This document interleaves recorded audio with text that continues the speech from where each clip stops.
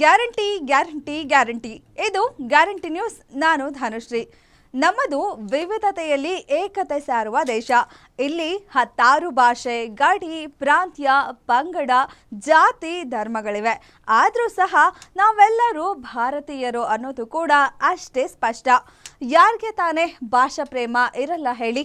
ಅದರಲ್ಲೂ ಮಾತೃಭಾಷೆ ಅಂದಾಗ ಕೊಂಚ ಜಾಸ್ತಿನೇ ಪ್ರೀತಿ ಗೌರವ. ಹಾಗಂತ ಹಿಂದಿ ನಮ್ಮ ರಾಷ್ಟ್ರ ಭಾಷೆ ಅಲ್ಲ. ಸಾಕಷ್ಟು ಮಂದಿಗೆ ಇದು ಗೊತ್ತು ಸಹ ಇಲ್ಲ. ಎಷ್ಟೋ ಮಂದಿ ಇಂದಿಗೂ ಹಿಂದಿ ನಮ್ಮ ರಾಷ್ಟ್ರ ಭಾಷೆ ಅಂತ ಅಂದ್ಕೊಂಡಿದ್ದಾರೆ. ನಮ್ಮ ಕನ್ನಡ ಭಾಷೆಯಂತೆ ಅದು ಕೂಡ ಒಂದು ಭಾಷೆ ಅಷ್ಟೇ. ಒಮ್ಮೆ ಕೇಂದ್ರ ಸರ್ಕಾರ ಹಿಂದಿ ಹೇರಿಕೆಗೆ ಮುಂದಾದಾಗ ಎಲ್ಲರೂ ಕೂಡ ಸಿಡ್ದೆದ್ದಿದ್ರು. ಅದರಲ್ಲೂ ಹಿಂದಿಯನ್ನ ಮಾತೃಭಾಷೆಯಿಂದ ಅಜಯ್ ದೇವ್ಗನ್ಗೆ ಕಿಚ್ಚ ಸುದೀಪ್ ಸರಿಯಾಗಿನೇ ಕ್ಲಾಸ್ ತಗೊಂಡಿದ್ರು. ನಮ್ಮಂತೆ ಪಕ್ಕದ ತಮಿಳು ಮಂದಿಗೂ ಅವರ ಭಾಷೆ ಮೇಲೆ ಎಲ್ಲಿಲ್ಲದ ವ್ಯಾಮೋಹ. ಅದರಲ್ಲೂ ಅಲ್ಲಿ ಪ್ರಾದೇಶಿಕ ಪಕ್ಷಗಳು ಪ್ರಾಬಲ್ಯ ಸಾಧಿಸಿರೋದ್ರಿಂದ ಕೇಂದ್ರ ಸರ್ಕಾರವೇ ಅವರ ಮಾತು ಕೇಳುವಂತಾಗಿದೆ. ಈ ಮಧ್ಯೆ ತಮಿಳುನಾಡು ಸಿಎಂ ಸ್ಟಾಲಿನ್ ಸದ್ಯ ನಡೀತಿರೋ ಸ್ಟೇಟ್ ಬಜೆಟ್ ಪುಸ್ತಕದಲ್ಲಿ ಹಿಂದಿ ಸಿಂಬಲ್ ಇರೋ ರೂಪಾಯಿ ಬದಲಿಗೆ ತಮಿಳು ರೂಪಾಯಿ ಇರೋ ಸಿಂಬಲ್ ಅನ್ನ ಬಳಸಿ ಪ್ರಿಂಟ್ ಮಾಡಿಸಿದ್ದಾರೆ.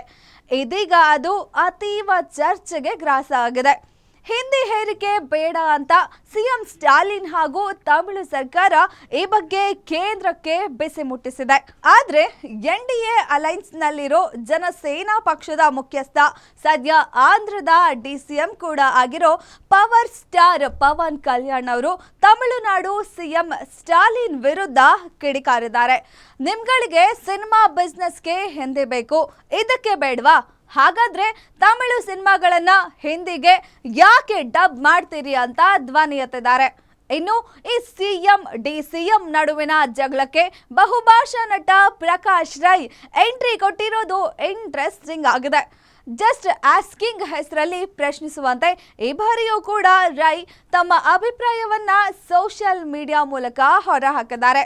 ಸಿಎಂ ಸ್ಟಾಲಿನ್ ಪರ ಬ್ಯಾಟ್ ಬೀಸಿರೋ ಪ್ರಕಾಶ್ ರೈ ಡಿಸಿಎಂ ಪವನ್ ಕಲ್ಯಾಣ್ ವಿರುದ್ಧ ತಮ್ಮ ನಿಲುವನ್ನ ಮಂಡಿಸಿದ್ದಾರೆ. ನಿಮ್ಮ ಹಿಂದಿ ಭಾಷೆಯನ್ನು ನಮ್ಮ ಮೇಲೆ ಹೇರಬೇಡಿ ಅಂತ ಹೇಳೋದು ಇನ್ನೊಂದು ಭಾಷೆಯನ್ನ ದ್ವೇಷಿಸುವುದಲ್ಲ.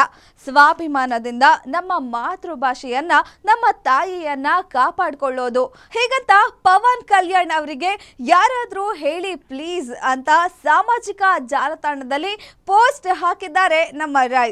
ಆದ್ರೀಗ ರೈ ರೈಟಾ ಅಥವಾ ಡಿಸಿಎಂ ಪವನ್ ಕಲ್ಯಾಣ್ ರೈಟಾ ಅಂತ ಸಾಕಷ್ಟು ಚರ್ಚೆ ಆಗ್ತಿದೆ. ಇನ್ನು ನೆಟ್ಟಿಗರು ಒಂದಷ್ಟು ಮಂದಿ ಪವನ್ಗೆ ಸಾಥ್ ಕೊಟ್ರೆ, ತಮಿಳು ಮಂದಿ ಮಾತ್ರ ಪ್ರಕಾಶ್ ರೈ ಅವರ ಪರ ನಿಂತಿದ್ದಾರೆ. ಮತ್ತಷ್ಟು ಸುದ್ದಿಗಾಗಿ ನೋಡ್ತಾ ಇರಿ ಗ್ಯಾರಂಟಿ ನ್ಯೂಸ್. ಸುದ್ದಿ ಖಚಿತ, ನ್ಯಾಯ ನಿಶ್ಚಿತ. ಗ್ಯಾರಂಟಿ ನ್ಯೂಸ್, ಸುದ್ದಿ ಖಚಿತ, ನ್ಯಾಯ ನಿಶ್ಚಿತ.